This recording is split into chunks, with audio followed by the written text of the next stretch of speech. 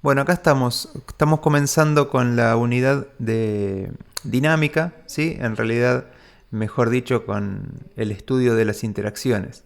Y como venimos diciendo siempre, tenemos que entender esto como un paquete de herramientas, ¿sí? Para analizar situaciones cotidianas, fenómenos de la naturaleza. Así que vamos a comenzar con un recorrido por la unidad de cinemática. En este caso recordemos qué cosas podemos hacer con las herramientas definidas en cinemática y básicamente es estudiar el movimiento de los cuerpos, ¿sí? Movimientos que vamos a estudiar a partir de funciones, ¿sí? Recordemos que estudiar el movimiento es saber dónde está, qué velocidad tiene y qué aceleración tiene un objeto a medida que transcurre el tiempo, ¿sí? Para eso definimos una serie de funciones de la posición, la velocidad y la aceleración en función del tiempo y algunas relaciones entre ellas, como por ejemplo definimos que la velocidad es la derivada de la posición respecto del tiempo y que la aceleración es la derivada de la velocidad respecto del tiempo o la segunda derivada de la posición respecto del tiempo, ¿sí? Recordemos también que el modelo que sostiene el estudio este es el modelo de partícula, modelizamos todos los objetos como partícula. Y también tengamos presente algunas de las limitaciones de esto que venimos definiendo, que tiene que ver con que solamente estudiamos movimientos con aceleraciones constantes, ¿sí? Entonces todas las funciones que definimos son válidas para movimientos donde la aceleración se mantenga constante, ¿sí? Eso en principio, digamos, podríamos estudiar de todas formas movimientos con aceleraciones variables, pero tendríamos que definir aceleraciones nuevas, ¿sí? Funciones nuevas.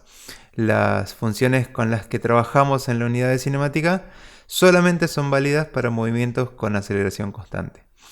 Así que bueno, la otra cuestión es que el análisis acá solo está centrado en estudiar el movimiento de los cuerpos, sin tener en cuenta cuáles son las interacciones con los objetos del entorno, ¿sí? Así que bueno, esa viene a ser la tarea de esta nueva unidad, estudiar qué pasa con los objetos cuando involucramos las interacciones del entorno. Entonces, para eso lo que vamos a involucrar es una nueva modelización del objeto de estudio y una serie de leyes para pensar las interacciones, ¿sí? Siempre que pensemos en interacciones, entonces vamos a tener en cuenta cómo modelizar los objetos y cómo pensar esas interacciones a partir de unas leyes que van a ser las tan bonitas leyes de Newton. Para pensar las interacciones vamos a incluir a nuestro paquete de herramientas esta idea del estado de los cuerpos, ¿sí? El estado va a estar definido por alguna variable o algún conjunto de variables, en ese caso hablaremos de variable de estado o de función de estado, que la tarea de las variables estas va a ser definirnos cómo está el objeto de estudio, ¿sí? Cómo está, y a eso podríamos agregarle alguna característica más.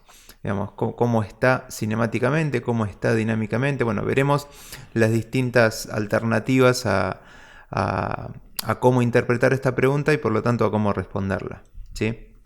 El cómo está para cinemática básicamente es en movimiento o en reposo, ¿sí? Entonces podríamos definir esos dos estados cinemáticos en principio para pensarlo ya desde la cinemática, ¿sí?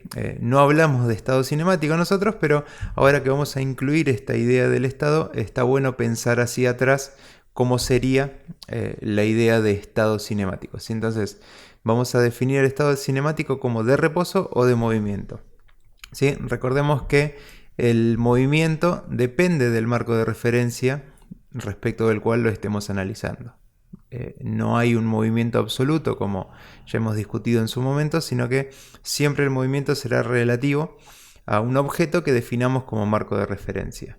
Por otro lado, habíamos dicho que estudiábamos el movimiento con funciones y lo que no tenemos hasta ahora, digamos, posibilidad de contestar con la cinemática es cómo darnos cuenta de los cambios en el estado cinemático. Es decir, qué factores tenemos que tener en cuenta para poder analizar o predecir cuáles serían los cambios en ese estado cinemático.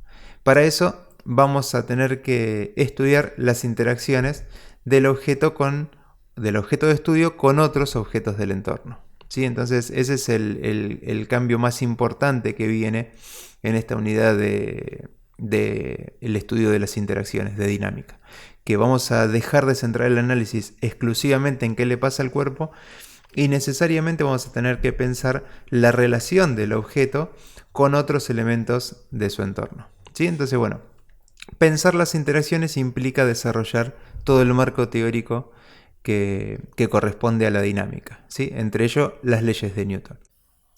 Lo primero que vamos a hacer es imaginar una situación que nos permita entender cómo analizar las interacciones entre los objetos, ¿sí? La situación es la siguiente.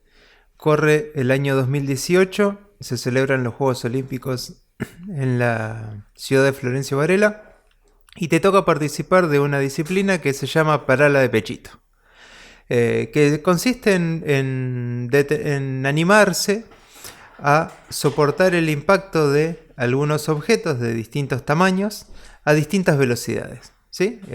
Por supuesto que se saca un puntaje de acuerdo al tamaño de los objetos y la velocidad con la que te aguantaste pararlo. Es una prueba simple que muestra tu valentía o tu falta de criterio, como quieras verlo. Y bueno, nada, simplemente eso. Lo que tenés que hacer en este caso es marcar con una cruz en el casillero que vos consideres que estarías animándote a aguantarlo, ¿sí? E ir marcando, bueno, a lo largo de todos los objetos, todas las velocidades, o si querés la velocidad máxima con la que imaginas que te podés aguantar el golpe de cada uno de ellos. Así que ponele pausa y no dejes de hacerlo, ¿eh? Lo que podés hacer es hacer una captura de pantalla, ponele pausa, hacer una captura de pantalla y podés marcar en la tablita con el fibrón, con la herramienta de edición, en cada uno de los lugares. La idea es que si fuiste o si te consideraste lo suficientemente valiente, podés obtener una curva similar a esta que vamos a ver ahora. ¿Sí? Algo así, algo parecido a eso. ¿Y qué podemos hacer con eso? Bueno, como nos gusta la matemática, lo que podemos hacer es analizar esa situación a partir de una función, ¿no? De una función, en este caso, que nos permita vincular la velocidad con el tamaño de los objetos. En principio le vamos a decir tamaño a eso, y después ese tamaño lo vamos a cuantificar con una magnitud que vamos a llamar masa, ¿bien? Que va a tener que ver con la cantidad de materia que tiene el objeto. Bueno, la relación es esta, es una relación inversamente proporcional entre el tamaño y la velocidad, entre la masa y la velocidad. Y básicamente lo que vemos de esa función es que en cada punto estamos mostrando cuál es el máximo valor posible del producto entre la masa y la velocidad, ¿no? El máximo valor de ese producto que estamos aguantando. Eso es más o menos lo que podemos llegar a ver en el gráfico. Pero bueno, la cuestión acá es que en presencia de interacciones no me alcanza con la velocidad para poder definir el estado dinámico, sino que también tengo que involucrar la masa de los objetos, ¿sí? Siempre el estado dinámico me va a seguir respondiendo a la pregunta de cómo está el objeto. Pero en este caso, para el estado dinámico, vamos a tener en cuenta la masa, ¿sí? Magnitud que vamos a medir en kilogramos, y la velocidad.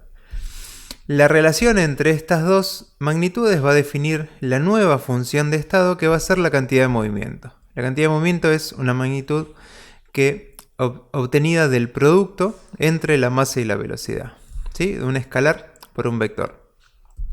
¿Qué podemos contar a partir de la cantidad de movimiento? ¿Qué podemos contar de la cantidad de movimiento? Bueno, en principio ya dijimos que es el producto de la masa por la velocidad. Es una magnitud vectorial obtenida de un escalar por un vector. Por lo tanto tiene igual dirección y sentido que la velocidad, ¿sí? Porque la masa no le aporta cambios a la relación entre las componentes.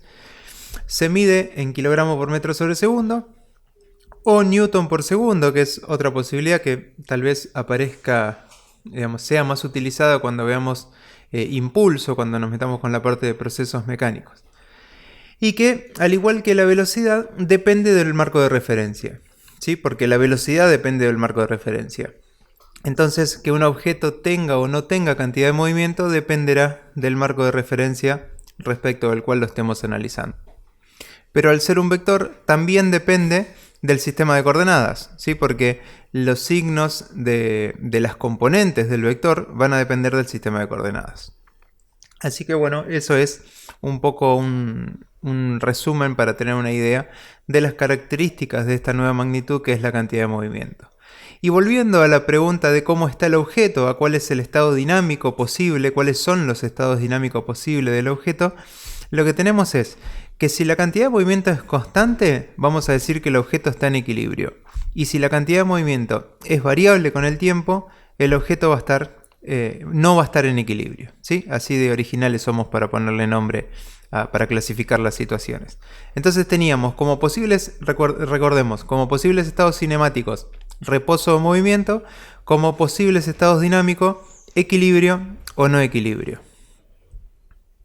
Ya tenemos entonces la magnitud para clasificar el estado dinámico y lo que necesitamos ahora es ver cómo interpretar, cómo pensar las interacciones para poder luego vincularlo al cambio o a la estabilidad en la cantidad de movimiento, ¿sí? Entonces, para pensar las interacciones vamos a hacer dos experimentos mentales que nos permita ir metiéndonos en lo que van a ser las tres leyes de Newton, ¿sí?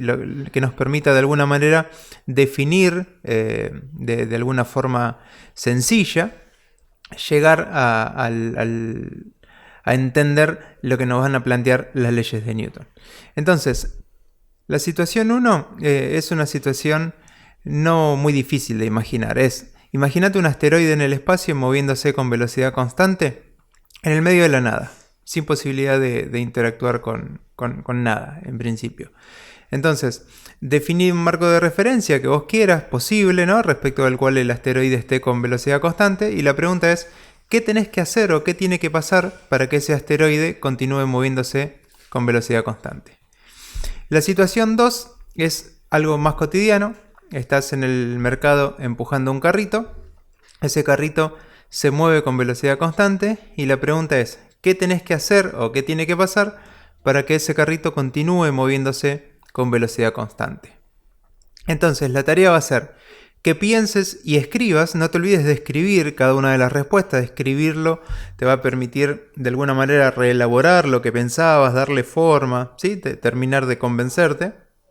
Y luego pensá si podés, pensá y escribí, ¿no? Si es posible una respuesta que contenga las dos situaciones, ¿sí? Si de alguna manera pensás que se puede encontrar una respuesta para poder analizar las dos situaciones, bueno, estaría bueno que lo puedas escribir y luego lo podamos compartir.